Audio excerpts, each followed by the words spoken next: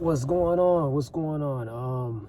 So this is the last video before we cross over into 2026. This video is not really a full-on,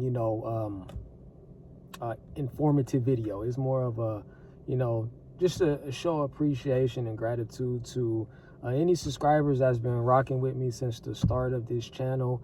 And I really appreciate, the time that you put in, and the comments that you left, and and the just the overall, in depth that you have been into this channel. And I really appreciate it. A lot of you guys, more than others, and you know who you are, and I really appreciate those guys.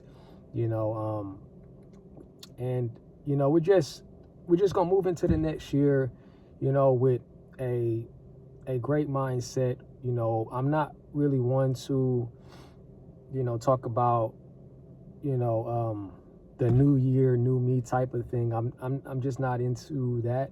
I think early on in life I was, because I thought that, if you talk about, all the new things and stuff like that, that somehow it's going to come to fruition. And that's not necessarily the case. It's more of what you don't, is less of what you say and more of what you do. That's usually how it is. And we're running into that time again, and overall throughout the year, we've talked about some really good things, some really good topics, very good awareness situations, man, from the point of understanding how the country is being ran, to the, to global aspects, monetary aspects, all types of things, man. Like I said, it's just stay focused, stay aware. Like I said, I'm not really talking about, those things as much as I was, but I didn't say that, that I would just completely abandon those topics. Here and there we'll talk about it, but more so than often, like I said, I'm very excited about the card market, whether it's sports cards, whether it's they call it TCG. I'm very excited about that, guys, and we're in one of those situations where, hopefully you can rock with me as we, detour to a different subject. Like I said, I'm not willing to make another channel, a separate channel, just to talk about what I want to talk about, because, I don't feel that people should have to do that, but in some cases people will, because they have a lot of subscribers. They have tens of thousands of subscribers, and they're afraid of losing their monetary status. But I have a small channel, and even if I had a bigger channel, I still would feel the same way. And hopefully, if you rocked with me before, you'll continue to do so, and and things like that. Because I believe if you're truly here to rock with someone, just because they start talking about something else does not mean that they're still not the same person. You know what I'm saying?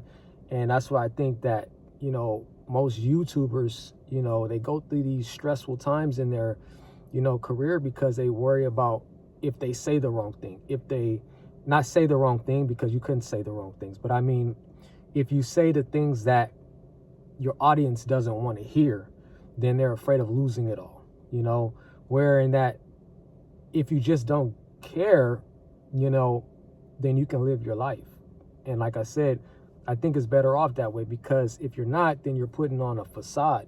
You're pretending to be, someone that you're not, just so people can, just tune into you, right? So I just think that you should just, be yourself, talk about what you want to talk about, and the true subscribers are going to stick around no matter what. Because I know, as I'm a watcher just as much as I am just as much as I talk about YouTube, or talk on YouTube. I'm a watcher. I go around, I watch different channels, and I leave comments, I leave feedback. I support, different, content, and I don't stop really listening to somebody or participating because they start talking about something else that I originally wanted to hear in the first place. You know, now if you're being like coming from a place of extreme like negativity and, you know, and it's just, I just can't really deal with it, you know, then that's a different story. But if they're still the same, you know, cool person, same attitude, same everything that you first started to listen to, then there's no reason why you should abandon those specific content creators, right? So with that being said, that's what we're gonna, you know, that's what we're doing. You know what I'm saying? Like I said, I'm talking about, you know, the sports card market, the TCG card market, and I believe that is going to be very special in 2026 because the liquidity that I've seen within this industry is extremely amazing, and it's really unheard of. You know, when cards and stuff first kind of, you know, hit the scene, there were more of just a collectible, and, you know, people were storing them into notebooks and folders and, you know, talking about it here and there, but not really, you know, too excited about it. But what I noticed is that it took a whole different, you know, structure and turn, you know, from that time where like the 90s and the 80s and 90s, and then, you know, the beginning of the 2000 era, you know, but upwards to the 2019, 2020 era, it took off, right? And after that, you know, it never looked back. I mean, it was a point where, you know, if you got in at a specific time and you paid too much for a card that really wasn't worth it, then you may have lost money and stuff like that. But that's kind of like with all markets. If things are going very, very fast and everything is going up, you know, there's usually a type of correction that's involved, whether it's cryptocurrency, whether it's the stock market, or the card market itself, or anything, the real estate market. If shit is going up too fast, they usually have a correction point at some time, right? So that's what happened.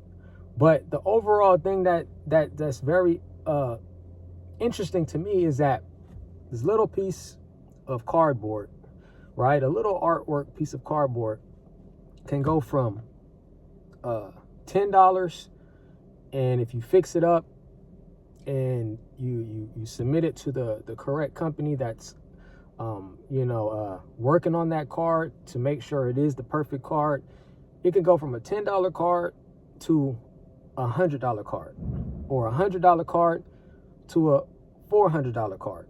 You see what I'm saying? And some people just got to look at it in the retrospect of real estate.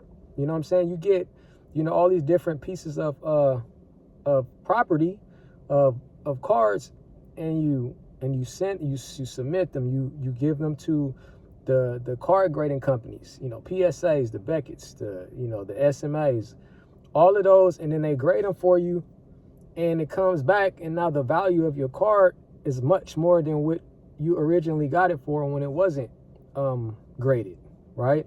And we'll get into more of that stuff, you know, later in 2026. If you guys want to hear about that, I believe it's very interesting. I think that it could be a side income for someone that, you know, could use, you know, an extra income in order to sustain, or, you know, pay a bill, or just enjoy the hobby itself. You just want to be a collector. There's nothing wrong with that. But there's plenty of opportunity because it's such a liquid market, and there's much to go around, and it's a lot of learning. You know, you can't just come into something and not want to learn, and, you know, things like that, because you'll make a lot of mistakes. But with that being said, once again, I appreciate you guys for staying and rocking with me from 2025 until the next, you know, 3 to 4 hours, depending on your time frame or wherever you stay. And like I said, I appreciate you. And remember, the truth is in session, and I'll see you guys in 2026. Peace.